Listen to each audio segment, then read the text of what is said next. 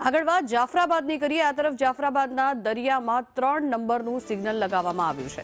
અરબી સમુદ્રમાં ડિપ્રેશન સક્રિય થતા કરંટ જોવા મળ્યો। જો કે માછીમારોને દરિયો ન ખેડવા માટે પણ ખાસ સૂચના આપવામાં આવી છે। મહત્વનું છે કે જે રીતે અત્યારે સ્થિતિ સર્જાઈ છે તેને ધ્યાનમાં રાખીને માછીમારોના જીવનું જોખમ ન સર્જાય તેના માટે થઈને ખાસ સૂચના આપી છે। અરબ સાગરમાં ડિપ્રેશન સિસ્ટમ સક્રિય થતા સૌરાષ્ટ્રનો દરિયાકાંઠો પણ એલર્ટ મોડ પર મૂકવામાં આવ્યો છે। અમરેલી જિલ્લાના જાફરાબાદ બંદર પર 1 નંબરનું સિગ્નલ હટાવીને ભયજનક 3 નંબરનું સિગ્નલ લગાવવામાં આવ્યું છે। સાથે જ જે માછીમારો છે તે લોકોને પણ દરિયો ન ખેડવા ખાસ સૂચના આપવામાં આવી છે।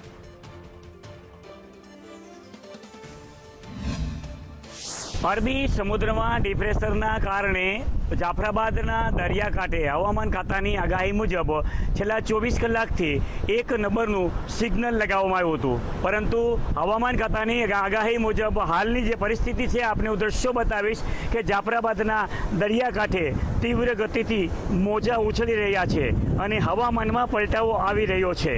ત્યારે હવામાન ખાતાની આગાહી મુજબ માછીમારોને દરિયો ન ખેડવા માટેની સૂચના આપવામાં આવી છે। ત્યારે આપણે દ્રશ્યો બતાવ્યા તે મુજબ હાલ જાફરાબાદ દરિયાકાંઠે 3 નંબરનું સિગ્નલ લગાવવામાં આવ્યું છે। યોગેશ કાનાબાર, સંદેશ ન્યૂઝ, જાફરાબાદ।